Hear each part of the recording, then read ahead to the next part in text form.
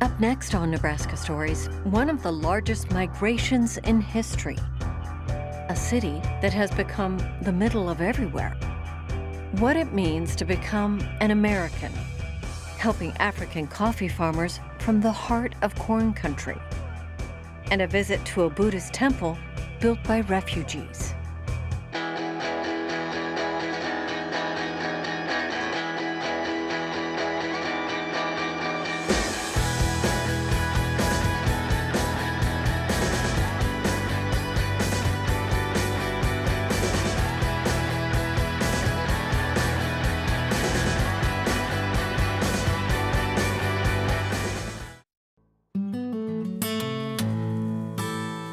It was big.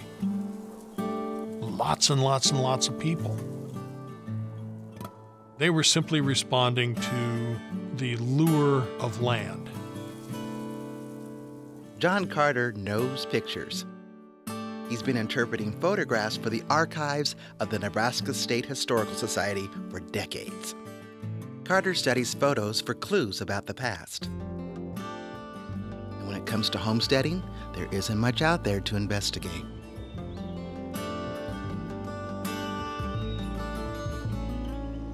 People weren't out photographing that. It really just wasn't that interesting at the time. As Roger Welch said, this was akin to going out and photographing people living in double-wide trailers. It was just commonplace. The fact that we have these photographs is simply because there was one really idiosyncratic photographer who did, in fact, care. He knew everybody and wanted to photograph everybody, and he did. The photographer's name was Solomon Butcher, and he traveled through Custer County in the late 1800s, making images on his glass plate negatives of every family he could find. He took hundreds of portraits on the sod house frontier. Most of the families were of European descent, but two of the most famous are of African Americans. The families in these photos had come directly from slavery to ownership of land in a generation.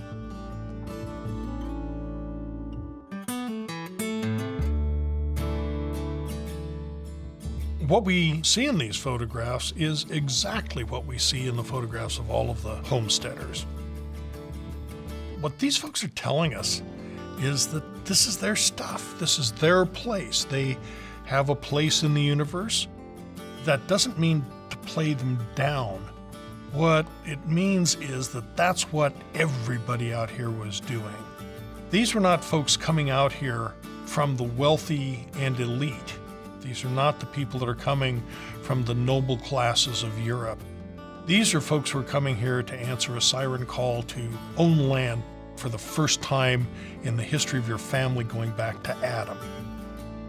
That's the story.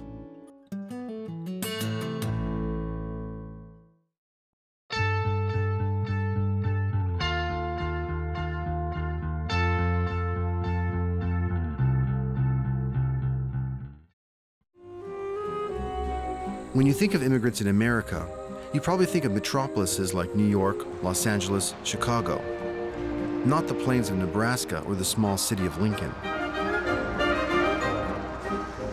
But it's here that thousands of newcomers arrive and make lives for themselves in a new country. Welcome to the United States. Thank you very much. We were designated an official refugee resettlement community in the late 80s. And what that meant is when people would get off the plane in New York City at JFK, they would be handed a plane ticket and told, you are going to Lincoln, Nebraska. They had no choice. I was an interpreter, and the interpreter's life is always in danger because they are working directly with the U.S. Army soldiers.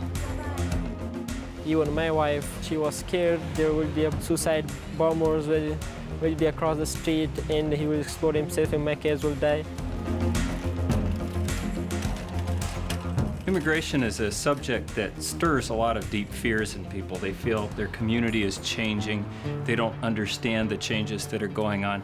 But more than that, they don't understand the experiences that the people who are arriving here as refugees, or many times as immigrants, have been through.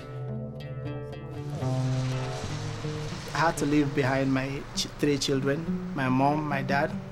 At one point, I thought they were dead. So for about 6 or 7 years, all what I knew, everybody was killed in the village where I came from.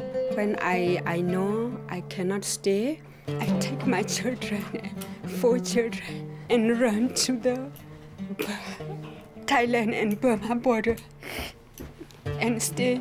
It is safe for our family. What makes these immigrants in Lincoln so unique is not that there are so many of them, but that they are almost all refugees. On top of all the usual immigrant issues, differences in language and culture, what happens to a society when so many people coming out of tragedy and escaping war and persecution become fellow citizens? You know, as a stranger, when you come for any place, you have to discover it. You have to know where you are. They did their best to help us. But you know, they have other clients. So I can't press on them or tell them to come down for us. They did their best, but not enough for us. Where is Khalid born? Born in Iraq. In Iraq? Iraq, not Iran. Yeah. If everything, you know, goes through, it shouldn't take more than, you know, a year or so. A year? He doesn't have, you know, work, he doesn't have any documents. It'd be much easier to do. Oh, you're F1. Yeah. So you're not permanent. No. I can give you the application, I can give you the instructions, and you can see what it says. But if you have any questions, like if you ask me things like, should I apply, or what happens, I can't tell you because I'm not an attorney. I can see that refugees are depending on their traditions and their own life, and they are lonely, not able to go into the Americans' life yet. Even if they stay for 8 years or 9 years or 10 years, still you go to them, you find them they have something which is still tidy, as if they fear something which is unknown.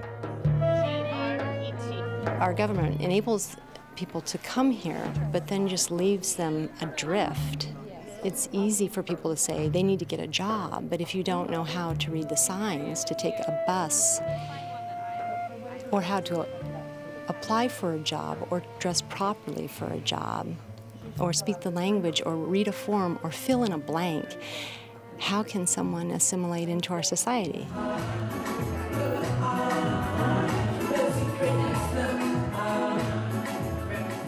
When I came, I think I had lost everything when I came to Lincoln. And Lincoln gave me so much, and for the past few years, thoughts about giving back to the community.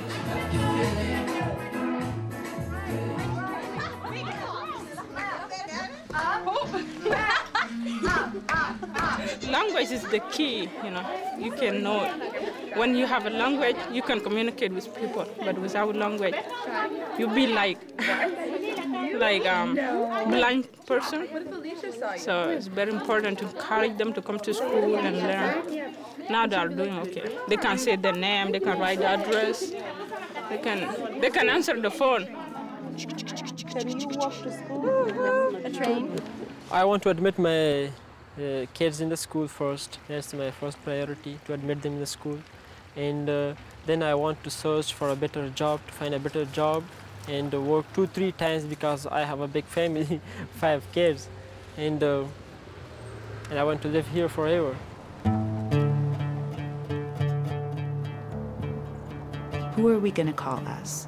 Are we going to call us only white people, only rich people, only people who've been here a long time, only Christians? Who do we want to include in our circle of caring?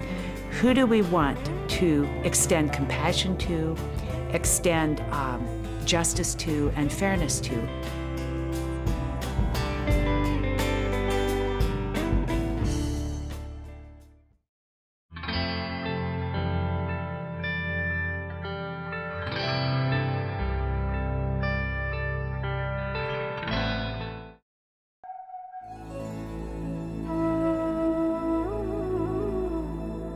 For more than 2 centuries, hundreds of thousands of people have come to America from somewhere else. Imagine for a moment what it would be like to come to America today.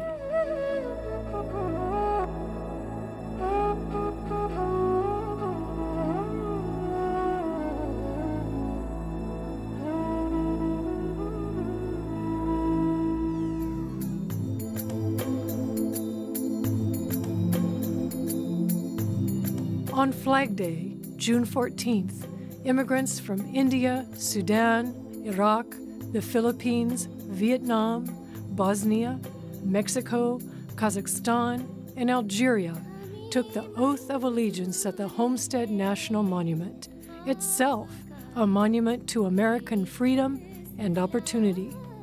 Many of them had left combat zones, dictators, poverty, and stagnation.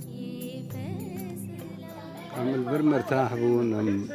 was like there was like a relief, like we felt better like when we came because there was nothing to worry about. It's better here because like you don't have to worry about like getting hurt or anything. You know, check-in time for this ceremony is at 1 o'clock. They'll start arriving by 11 because they don't want to take any chances on getting to the wrong place, something happening. You know, this is a very important day for them. Becoming a citizen is a journey like no other. You must demonstrate knowledge of U.S. history, geography, government, and civic principles. You must read, write, and understand English.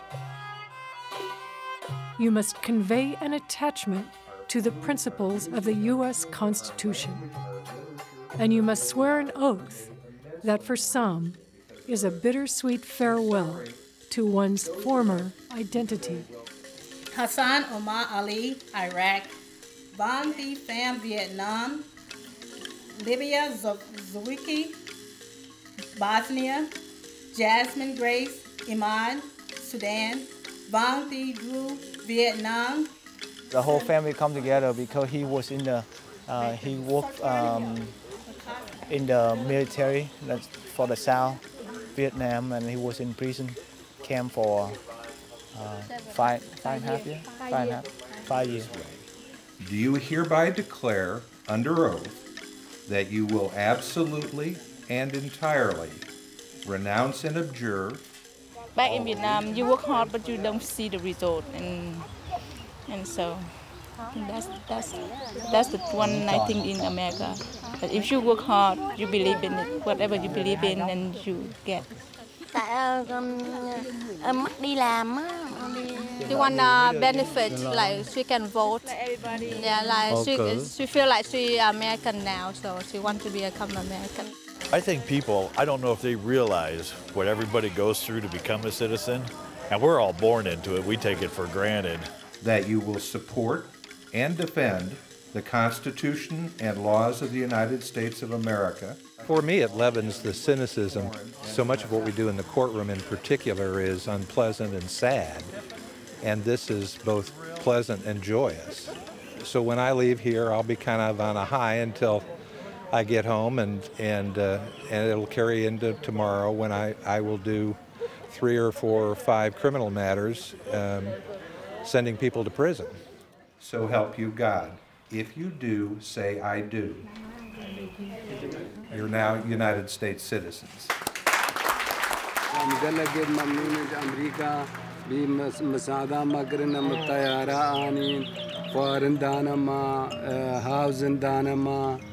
Housing. Like we're thankful they give us a home and food and everything, so they're thankful for everything. Thank you very much, America. The first thing is I am an Algerian and I am an American because, you know, long time I learned Algerian. It's important to preserve our culture here, and it's also important to adapt to American culture. I'm from Mexico and I'm an American. I'm from Vietnam, now I'm American. I'm Saturnino Pacunio from the Philippines. I am American. I feel special, free to be you, and just do the best out of it, you know, get the best out of it. Yeah. I am Fatima from Algeria, and now I am an American, and I am happy.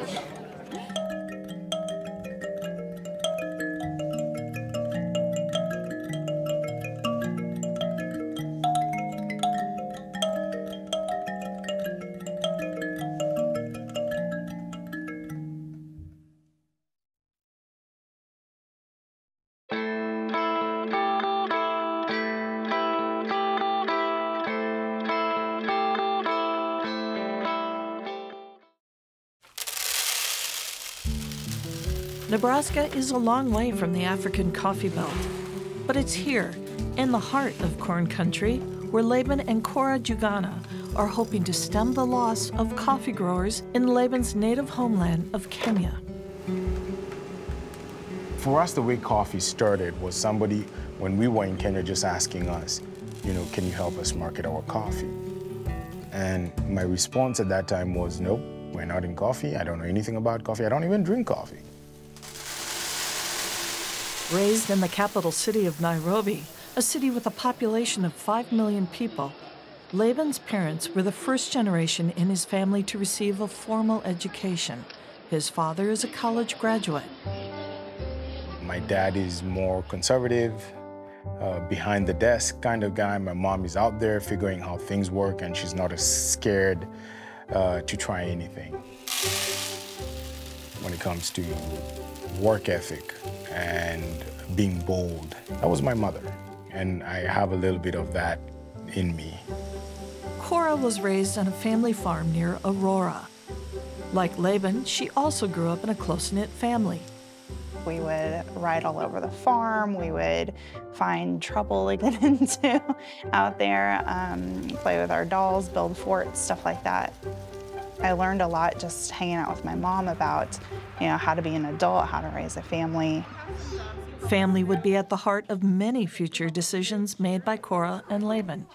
We wanted to be closer to family, have that support system as we began our family and started raising kids. And so that's how we ended up in this part of Nebraska. It's also how they ended up in the coffee business. As a boy, Laban spent holidays on his grandmother's farm, helping with chores like harvesting coffee. My grandmother's still alive. She's 105 years old, cannot read and write. In Kenya, coffee was always a very serious cash crop. So my grandmother tells us, that's how I fed my children. So you tend to find that. A lot of people are really emotionally attached to this product in Kenya because that was their source of livelihood. On a return visit to Kenya, Laban's grandmother asked him for help. It was a request Laban found he couldn't ignore. I get a little bit emotional when I talk about my grandma. A lot of farmers in Kenya had uprooted or have uprooted and continue to uproot their coffee. They moved to other things. Laban's grandmother was among those who quit growing coffee. Why is it when I look at the American market, Kenyan coffee is one of the most expensive coffees, but when I look at the farmer, they're some of the poorest people anywhere in the world. So I started digging in. Just trying to understand the coffee trade in the US, the market side of things. What are they looking for? Why don't they carry Kenyan coffee on a consistent basis? We spent probably 2 years just building relationships, both in the US and Kenya. But the more I went to Kenya and the more I learned and the more I talked to producers and cooperatives and things in Kenya, then I think I started seeing what some of the challenges were and how we could overcome that. When I was done with all this, I figured out, you know what? This problem can actually be resolved. The only way the Kenyan coffee farmer is ever going to get a just price for their product is accessing the market directly. Zabuni is the first American specialty coffee auction house to directly connect the Kenyan coffee farmer with the American consumer. Its success is dependent on the personal relationships the Juganas are cultivating in Africa. I have to go to the rural areas in Kenya and talk to friends and family and relatives. I have to sit in their homes and answer questions about who is this consumer? Why do they like my coffee? What do they look like? Why is my coffee important to them? We have to answer those questions. So for us, we just felt like that bridge is not there. There's no one truly representing who the American consumer is to people in the origin, but there's also no one representing this producer in a very effective and honest way to the American consumer. The producers ship their coffee here to Nebraska, where it is sold through online auctions to small coffee roasters in the Midwest. It would not have been possible with people in this community, and even in Kenya. This would not have been possible. You want to bring it up and get that really good whiff, hit the cup, you know, sometimes that releases some aroma. People just getting involved in ways that they didn't have to be, beyond their professional capacities, and wanting to see a business like this, in a community like this, in a part of the country like this, just succeed. The oils, the fruitiness, the characteristics of that coffee is now going to come out and shine in this part. But it all circles back to Laban and Cora's commitment to family and a promise a grandson made to his grandmother. We haven't been able to bring my grandma's coffee here yet, but I did assure her that someday, for sure, we will make sure we get her coffee and the group of coffee farmers that she's with get their coffee here, and for us to be able to sell it. When I say that this is personal, this is not just a product we deal with, it is personal, you know, and you can't mess with grandma, you know, or her stuff. We gotta do right by her and by those other women in her village and where she comes from.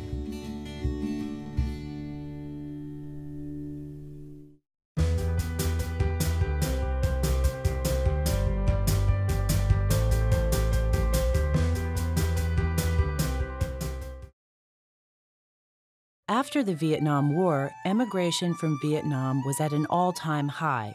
The United Nations created an orderly departure program to make emigration safer and provide proper legal channels.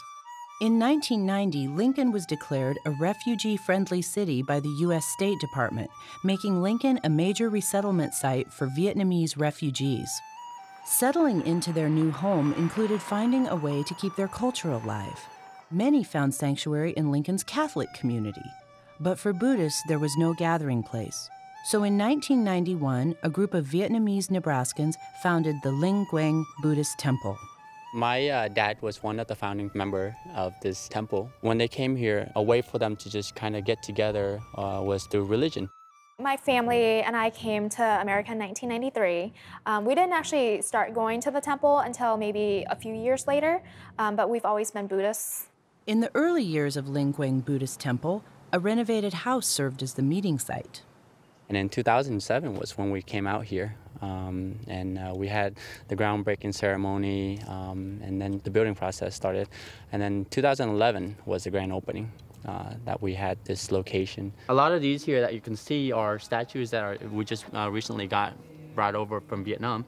Retaining our Vietnamese cultural heritage is something very important to my parents, and that's something that you know, we were taught at a very young age.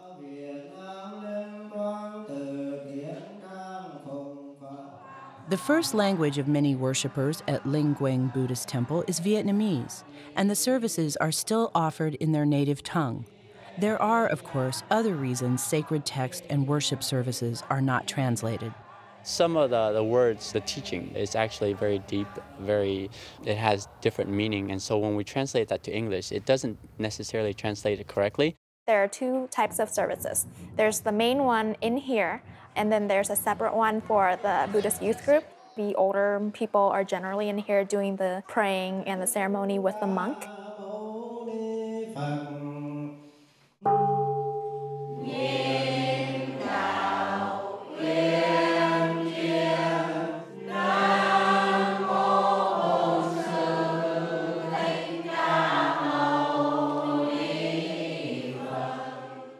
During a Buddhist ceremony, we have the gong, we call it the chung, and then we have the wooden ma. This is made out of wood, and this is more rhythm. It provides rhythm when you chant. So the guy that you saw with the gong, that was my dad, actually. So he's been doing it for years, and so there's certain parts in the book where you're supposed to hit, and he just notes it by heart.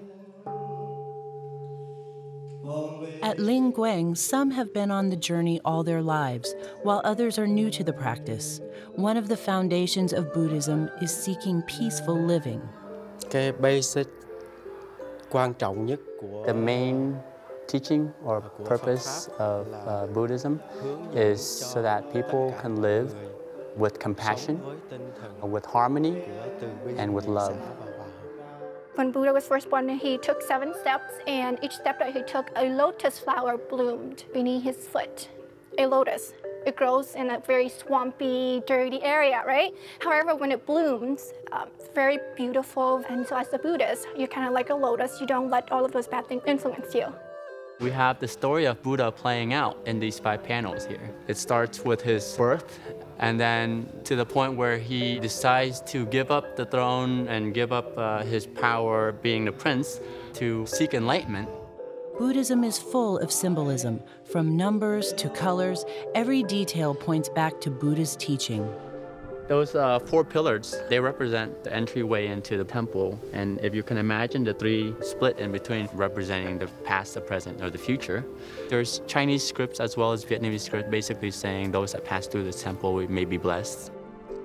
Inside the temple, symbolic gray robes are worn during the services as people pray and chant. So when you come in here, we're all equal, right? Put on that robe, we're all the same. So after our service, we would invite everybody here to come and join us in what they call a gathering place to just enjoy a free lunch with everybody, kind of bond with one another.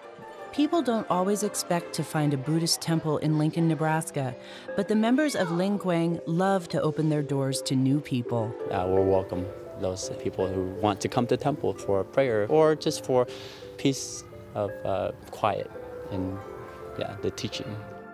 For me, this whole area just brings about calm.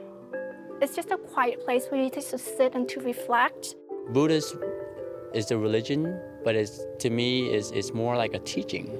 Just a way so that you would learn to live life rather than follow it blindly and not understand it. At least understand why you're a Buddhist. In my opinion, I think that's important. Watch more Nebraska Stories on our website, Facebook, and YouTube.